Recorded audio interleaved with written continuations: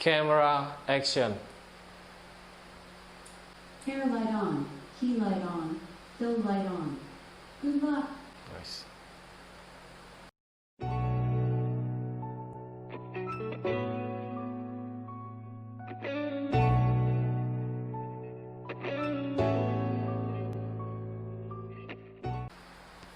Assalamualaikum warahmatullahi wabarakatuh.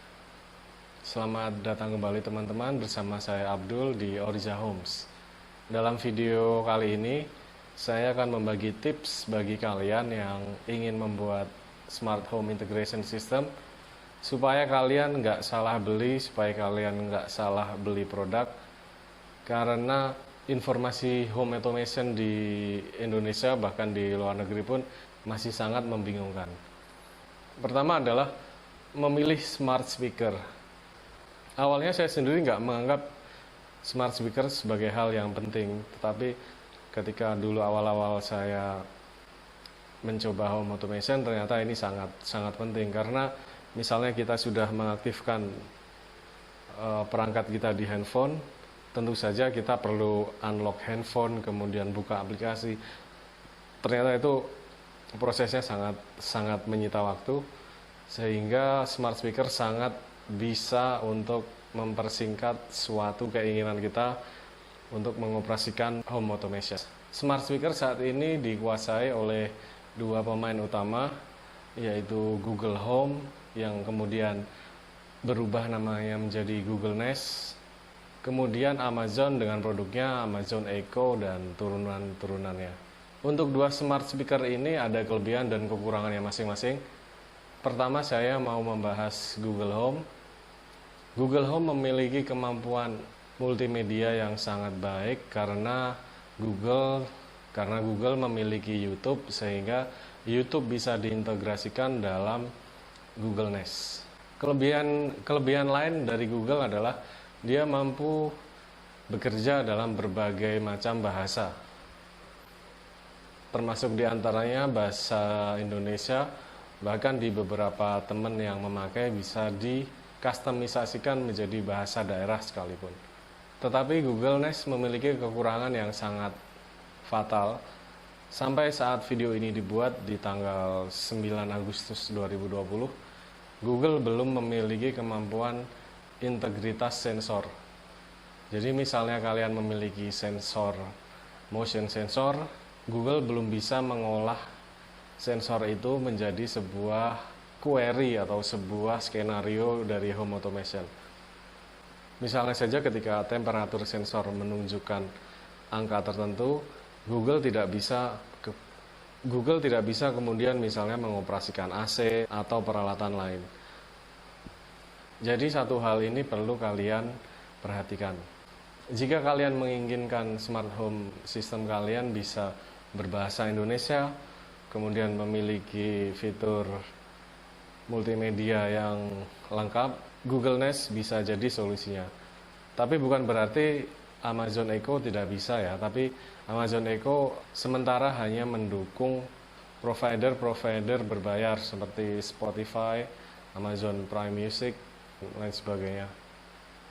Sehingga hal ini perlu kalian perhatikan.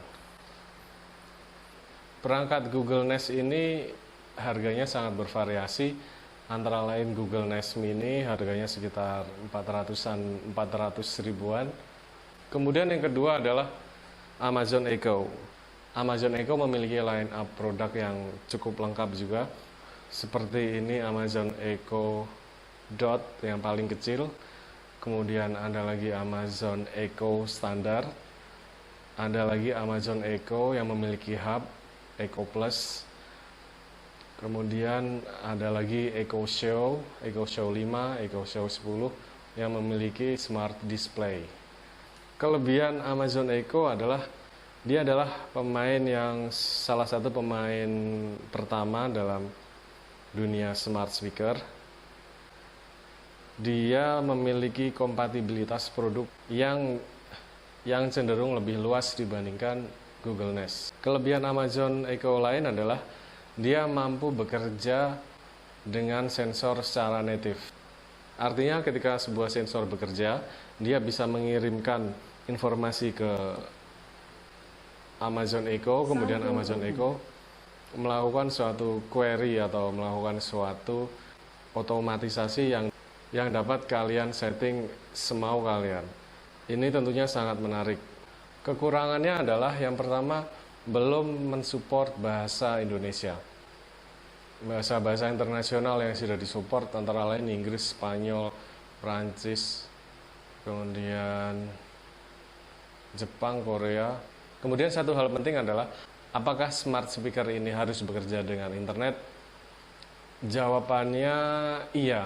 Hampir semua membutuhkan internet kecuali Echo Plus. Echo Plus pada saat tidak ada internet, dia masih bisa melakukan operasional basic seperti mematikan, menyalakan lampu, tetapi hanya bekerja dengan peralatan-peralatan yang memakai protokol Zigbee yang secara langsung di pairing ke hub Echo Plus. Buat kalian yang concern mengenai privasi, hal ini tentu bisa mengganggu. Tetapi buat saya, jika kalian menggunakan secara baik, menggunakan secara terbatas, tentunya hal ini biasa saja. Misalnya, jangan pernah memasukkan, kalau saran saya sendiri, jangan pernah memasukkan kamera ke dalam ruangan, kecuali kamera itu offline atau tidak terhubung dengan sistem online.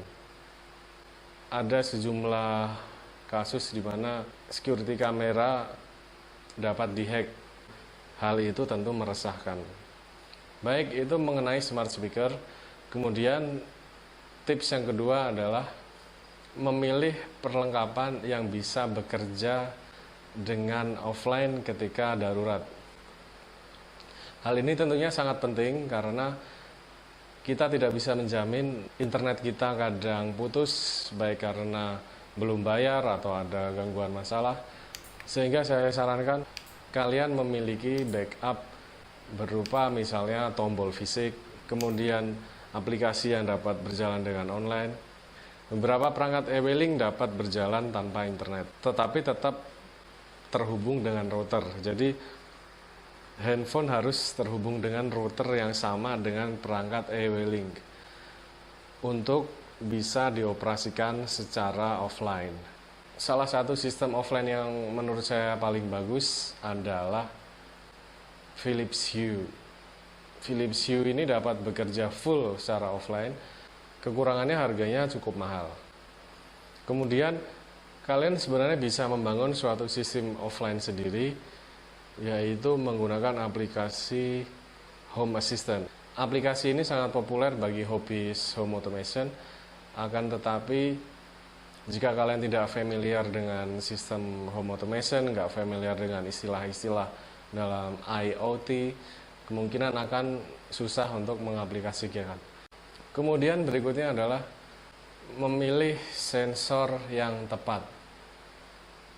Banyak sekali sensor dalam home automation, antara lain sensor suhu, sensor kelembapan, sensor gerak, kontak sensor, dan sensor getaran. Itu yang biasanya paling umum. Sensor ini biasanya ada 3 protokol, Z-Wave, Zigbee, dan Wi-Fi. Z-Wave sendiri protokol yang sangat mahal dan sangat tidak populer di Indonesia, sehingga saya nggak perlu membahasnya. Kemudian Zigbee adalah protokol dengan frekuensi yang mirip dengan Wi-Fi. Akan tetapi keistimewaan Zigbee adalah dia dapat bekerja dengan Nest Connection, artinya dia membentuk jaring laba-laba. Jadi ketika jarak antara Zigbee Hub dengan perangkatnya jauh, komunikasi dia dapat melompat dari satu device ke device lain, sehingga jaraknya bisa sangat jauh. Kemudian sensor Wi-Fi, sensor ini tentunya akan terhubung dengan router kalian dan juga akan membebani jumlah koneksi router kalian. Selain itu, sensor Wi-Fi agak boros baterai, kemudian biasanya konektivitasnya agak lambat. Secara pribadi saya menyarankan sensor Zigbee karena coveragenya luas, kemudian baterainya awet, responsif, dan harganya sebenarnya 11-12 sama sensor Wi-Fi. Sensor yang saya sarankan untuk saat ini adalah Sonoff SNZB series SNZB 1 sampai 4. Sensor ini cukup murah, kemudian dia bekerja dengan Zigbee, kemudian dia dapat bekerja di Zigbee Hub yang berbeda merek. Kalian jika pengen tahu reviewnya ada di link di atas. Kemudian tips berikutnya adalah memilih hub. Hub itu adalah perangkat untuk menyatukan komunikasi antara alat-alat dalam smart home, misalnya lampu, soket, tirai, dan sebagainya. Hub itu perlu nggak sih? Hub itu tidak perlu kalau kalian memakai perangkat dengan protokol Wi-Fi. Jika kalian memakai protokol Wi-Fi, kalian cuman butuh langsung menghubungkan dengan internet, kemudian bikin akun aplikasi yang terkait. Dari situ kalian sudah langsung bisa mengoperasikan lewat handphone. Kemudian kalian juga bisa mengoperasikan dengan smart speaker. Kalian akan butuh hub ketika kalian memakai sistem Zigbee, Z-Wave, kemudian RF. Untuk Zigbee yang populer antara lain Samsung SmartThings, kemudian Tuya dan anak turunannya memiliki hub juga untuk Zigbee. Kemudian Sonoff juga memiliki Zigbee, Xiaomi dan anak turunannya seperti Mijia, Akara juga punya. Saya pikir itu yang populer di sini. Kalau saya pribadi, kalian bisa memilih apa aja, tergantung budget kalian. Yang agak mahal, yang paling mahal tentunya Samsung SmartThings. Yang lain harganya masih di bawahnya. Perangkat-perangkat Zigbee untuk lampu, soket, kemudian tirai, switch biasanya harganya lebih mahal dibanding Wi-Fi. Tapi itu tadi ya, kelebihannya adalah Zigbee tidak membebani router kalian. Dan Zigbee karena bekerja dengan hub, jadi hub itu dianggap di router sebagai single device untuk kemudian disambungkan dengan router. Apakah hub ini perlu koneksi internet? Iya, kebanyakan. Kecuali kalian membangun sendiri home automation menggunakan sistem seperti Home Assistant atau Habitat. Ada satu yang nggak pakai internet, yaitu Philips Hue. Cuman kekurangannya adalah Philips Hue biasanya berkutat pada lampu dan sensor saja. Tapi sebenarnya sih kalian bisa sih bikin non lampu dengan dioprek sedikit. Tapi tentu butuh keahlian dan butuh kemauan. Kemudian ada juga hub yang khusus dipakai untuk RF atau radio frekuensi dan IR atau infrared. Untuk kalian yang memiliki perangkat yang berbasis RF433 atau RF315 MHz, di Indonesia tuh biasanya orang punya garasi pakai remote, kemudian gerbang pakai remote. Itu biasanya pakai RF433 atau RF315 MHz. Kalian bisa membuatnya terintegrasi dengan sistem smart home dengan perangkat RF hub. Saya biasanya memakai Broadlink RM Pro, ini yang paling saya sarankan. Dengan RF sendiri tentunya kalian akan punya dua sistem backup, yaitu tombol fisik dan integrasi. Artinya misalnya kalian punya lampu dengan RF, kemudian kalian bisa menyambungkan dengan Broadlink RM Pro ini. Dengan Broadlink ini kalian juga bisa mengoperasikan alat-alat berbasis infrared. Biasanya yang paling umum itu TV, AC, set-top box atau set-top DVD player atau home theater biasanya pakai infrared. Untuk Broadlink RM Pro sendiri, RF dan infrared sudah jadi satu. Kalau kalian nggak tahu bedanya infrared dengan RF, biasanya satu bedanya.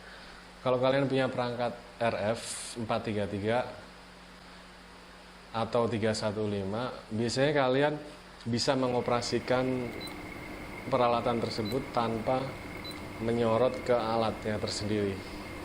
Jadi kalian bisa random mengarahkan remote kemana saja, kemudian jaraknya juga bisa sangat jauh, bisa berpuluh-puluh meter. Itu biasanya sudah hampir pasti berarti perangkat kalian RF radio frekuensi dengan frekuensi 433 atau 315. Kemudian jika remote itu harus disorot ke perangkat, itu sudah pasti IR atau infrared. Untuk kalian yang ingin mencoba dan punya budget minimum di bawah 1 juta, saya sarankan kalian membeli smart speaker Google Nest atau Amazon Echo. Biasanya kalau awal-awal biasanya kalian cuma concern ke lampu. Kalian bisa membeli breaker seperti ini, bisa bekerja dengan arus rumah 220 volt, atau juga ditambah beberapa smart bulb yang bekerja dengan WiFi. Untuk budget 1 juta ini nggak perlu punya hub, jadi cukup smart speaker, kemudian WiFi devices yang ada tadi. Untuk budget antara 1 sampai 2 juta, kemudian ditambah dengan Zigbee hub yang bisa dipakai untuk sensor, kemudian ditambah beberapa sensor gerak, sensor suhu, sensor pintu untuk dipasang di rumah kalian. Dan kalian bisa beli RF dan IR hub seperti Broadlink RM untuk mengoperasikan AC, TV, home theater, dan lain-lain.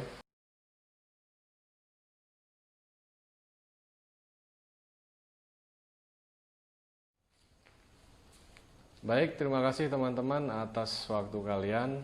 Terima kasih sudah menonton. Jika kalian suka, kalian bisa like. Dan jika kalian pengen lihat video-video lain, kalian bisa subscribe. Sekian dari saya. Wassalamualaikum warahmatullahi wabarakatuh.